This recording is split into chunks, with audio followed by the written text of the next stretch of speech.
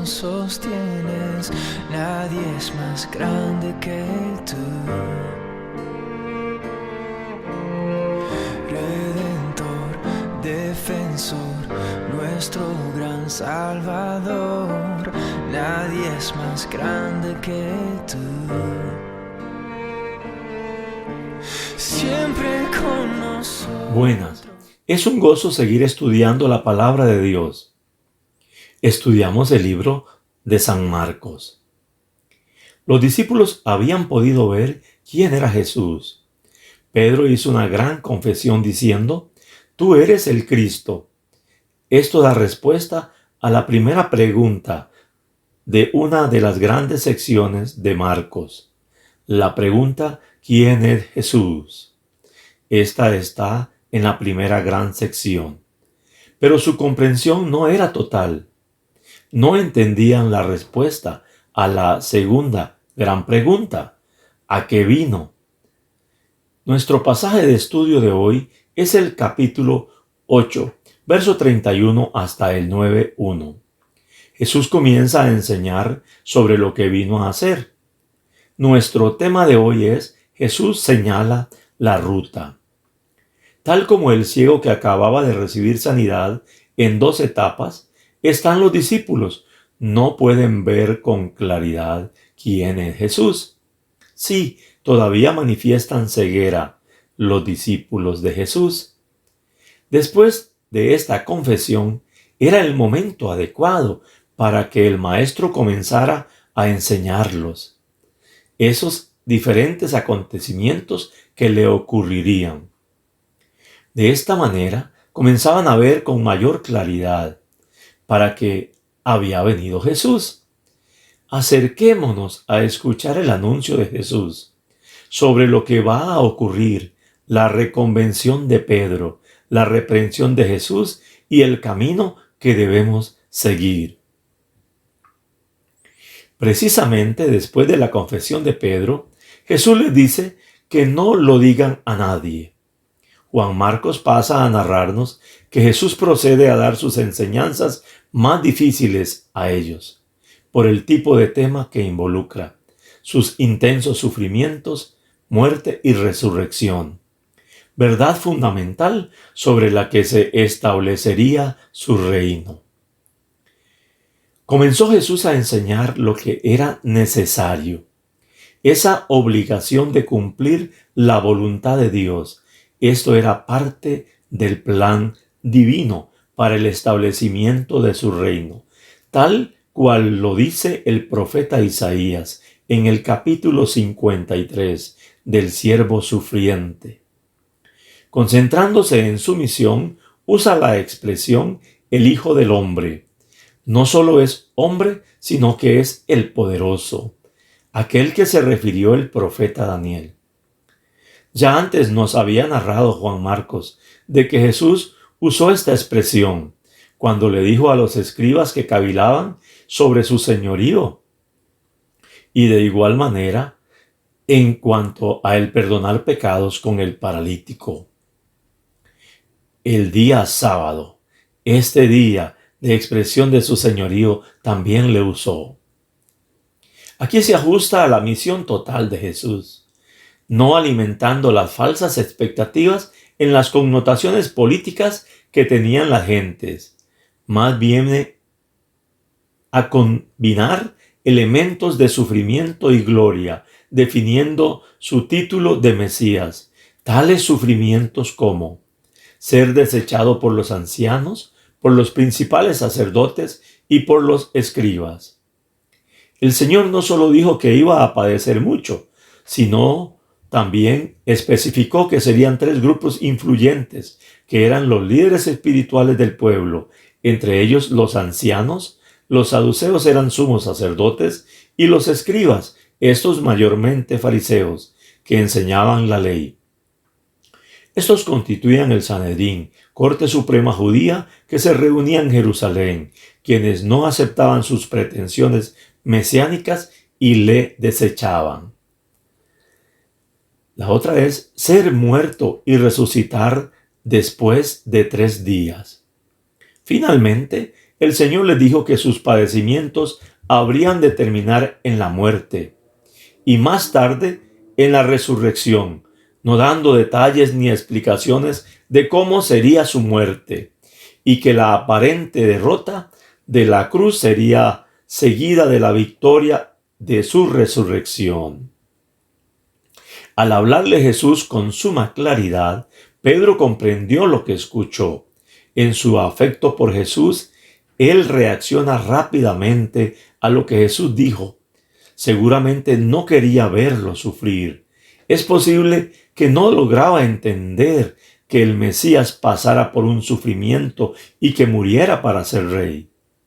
Así que Pedro comenzó a reconvenirle. ¡Qué barbaridad! La de Pedro quiere enmendar el plan de Dios. La reacción de Jesús fue pronta, decisiva y firme. Ve a los otros discípulos y les habla a Pedro dirigiéndose a Satanás diciendo: «Quítate delante de mí, Satanás, porque no pones la mira en las cosas de Dios, sino en las de los hombres». Pedro era el vocero de Satanás. No estaba comprendiendo el plan de Dios. El camino de sufrimiento, de muerte en la cruz, era la voluntad de Dios. Jesús estaba dispuesto a seguirlo, al igual que cuando estaba en el desierto que fue tentado por Satanás. Ahora usa a uno cercano con el fin de alejarlo de la cruz contra el plan de Dios. Reflexionemos e interioricemos. Podemos criticar de Pedro al reconvenir a Jesús. ¿Somos diferentes nosotros? Pensemos, ese testigo ocular de Juan Marcos, a quien damos los créditos, sí, a Pedro. Acontecimientos de su relato. Contesta correctamente: tú eres el Cristo. Ahora se le llama Satanás y se le dice: ¿por qué no sabes las cosas que son de Dios, sino las que son de los hombres? Un momento glorioso al confesar su fe, en otro es reprendido por no ser consecuente con esa misma fe. Muchos no somos diferentes. Somos muchos los que, como Pedro, tuvimos y tenemos tiempos gloriosos. Algunos ejemplos: cuando cantamos, adoramos y escuchamos su palabra. Sí, cuando nos reuníamos en los lugares de oración, se manifestaba un gozo rebosante, declarábamos nuestra fe, manifestábamos tantas expresiones de fe. Pero vivir esto ahora en este tiempo de pandemia es diferente. Tristemente, en el diario de vivir no somos consecuentes, muchos, con lo que expresamos en ese tiempo. Ahora, en este tiempo de pandemia, tenemos una serie de situaciones que se están dando. Algunos viven más en los deseos y egoístas y no consideramos la voluntad de Dios. Decimos alegremente que Dios nos habla y no atendemos ese mensaje, sino el de Satanás, dando lugar a nuestros malos deseos, diciendo y haciendo lo que no agrada a Dios. ¿Cuántas veces nos oponemos a la voluntad de Dios? Dios nos está diciendo claramente qué hacer y realizamos lo opuesto. Si no satisfacemos su voluntad, ¿cuál es satisfecha? En algunos casos, la desesperanza y preocupación gobierna en las vidas. Todo esto nos debe llevar a considerar lo siguiente: ¿en dónde está puesta nuestra mira? ¿En las cosas de Dios o en las de los hombres? El mensaje de la cruz nos lleva a considerar las cosas de Dios y no la de los hombres. En estos tiempos que estamos, es tiempo de vivir esos principios que aprendimos, que gozamos cuando estábamos muy atento, reunidos como hermanos. En estos tiempos que estamos, es momento de valorar profundamente cuál es la voluntad de Dios, cuál es ese mensaje de la cruz que nos lleva a considerar a ese Dios que tenemos en medio de este momento. Sigamos adelante escuchando la enseñanza de Jesús. Jesús llama a las gentes y sus discípulos. Va a tratar un asunto tan importante que también es de sumo valor para nosotros hoy. Su condición es que cada persona llegue a ser su discípulo, un verdadero seguidor de él. Jesús había llamado 12 para estar con él. Le mandó a misión, les acompañaron en diversas manifestaciones de poder. También muchas gentes le seguían. Jesús va a hablar con mucha franqueza, no ocultando en ningún momento la dureza del camino del discipulado, siendo Jesús el mayor ejemplo de su cumplimiento. Él va a requerir un compromiso mucho mayor que el que han tenido y les dice: si alguno quiere venir en pos de mí, niéguese a sí mismo, tome su cruz y sígame.